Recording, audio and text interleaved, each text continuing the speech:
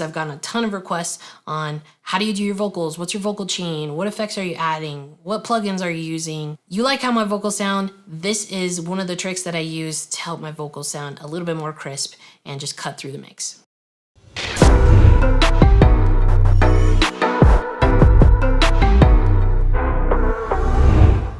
What's up guys, this is Valentina with Bigger Creations, and today I'm going to show you a way to make your vocals crispier and really cut through your mix. If you watch my videos and you haven't subscribed, don't forget to hit that button and make sure you've got notifications on. Hit that thumbs up if you like this video. And of course, if you ever have any questions or want to see more content, check me out on Instagram. Like I said, I'm going to show you a tip that I use to make my vocals sound a little bit more crisp and just kind of pop out of the mix without totally overloading everything. All right, so I'm gonna show you a little snippet of the song so you kind of get an idea of what it sounds like, and then I'll show you exactly what I did to make them a little bit more crisp. You don't know what I've been through. I got a lot that I've lived through. You don't know, no. You don't know, no.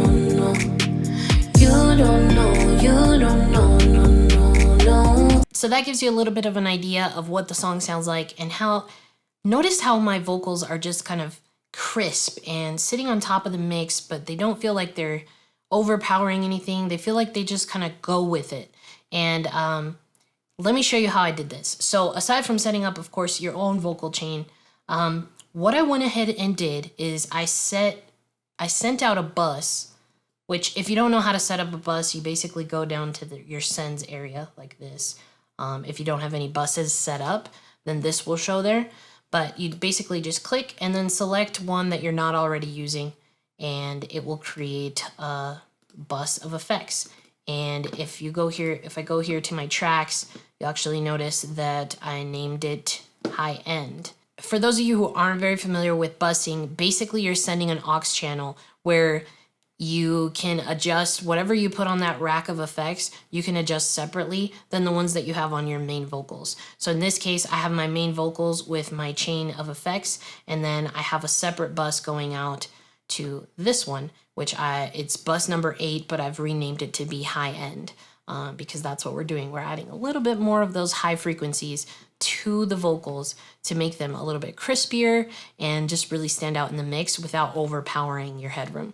So the first thing I went ahead and did is I added an EQ, and what I did here is kind of the biggest component of this is I only want the rest of the effects that I'm putting on this bus to be affecting my high frequencies because I just want my vocals to sound a little bit crispier and a little bit more in your face. So I've eliminated all of the lower frequencies from the vocal and just raised by about like 8 dB the higher frequencies. Now that I know that I'm only going to be using these frequencies, now I'm ready to add a de-esser. And this de-esser, because I'm adding those high frequencies, I don't want all of these like P's and S's and strong sounds to come through. So these are the settings that I've set up for my de-esser. Which, by the way, with all these plugins that I'm highlighting, I'm going to put a link in the description. They are affiliate links, but they're great plugins. So if you decide you want to use some of these plugins, you can do that, but you can also use the stock plugins inside of Logic to accomplish the same things. So in this case, I'm using a de-esser from Waves, but you can totally use the de-esser that's just stock inside of Logic. So these are my settings.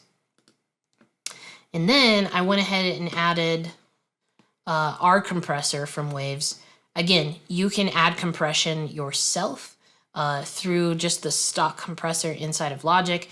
The important thing to note here is that basically we're compressing the heck out of this vocal. Like, it is some extreme compression if you take a look here.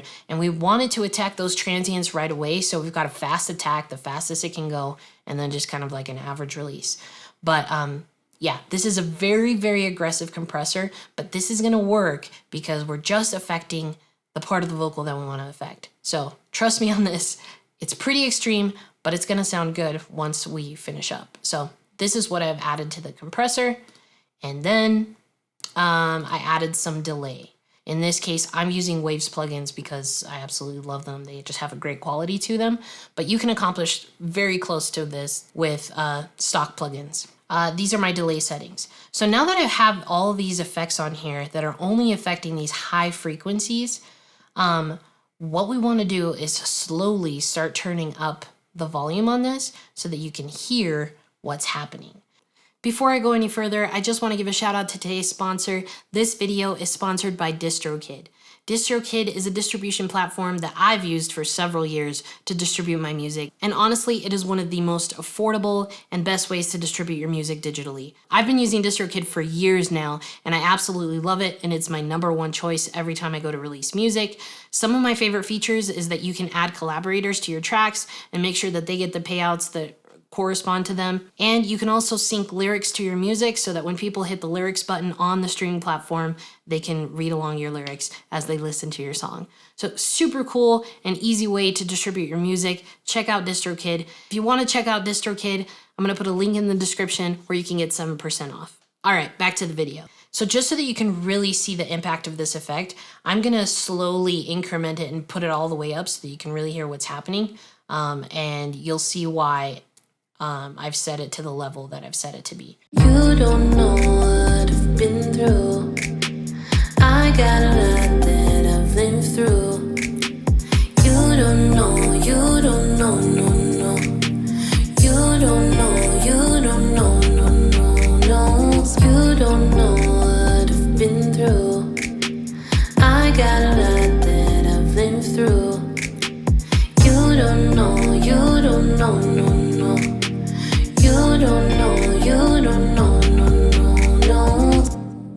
So that's where I've decided, that's where I think it sounds the best. So I've put it at about -8.6. But you'll know, you heard it when I went all the way to 0. You could really tell what it's adding in there. And so you can see how valuable that is, especially when people are listening on their phones, where usually these speakers are really good with high frequencies. Like, you want to add a little bit of that high end, like crisp sound so that it just really feels like you can understand the vocals and it just kind of makes them pop. One thing to understand here, and especially when you're watching any videos about anyone telling you how to do things, there's a billion ways to do things, right? And what really matters is what the end result looks like. So don't be too focused on technicalities or like the settings that I'm using. It's really the principles, right? The principles behind what I'm showing you is what's going to help you improve your mix and your songs and your beats. So there's the tip, guys. It's super easy. It's a very good idea to use this technique for a lot of different things, to just emphasize certain frequencies that you want to emphasize. So there you have it, guys. That's how you can make your vocals sound a little bit crispier and really cut through that mix without taking over all of your headroom. I hope you guys enjoyed this video. If you did, let me know in the comments, hit that thumbs up. And of course, if you want to see more content like this, don't forget to subscribe. And if you ever have any questions or want to see more content, check me out on Instagram. Keep making beats.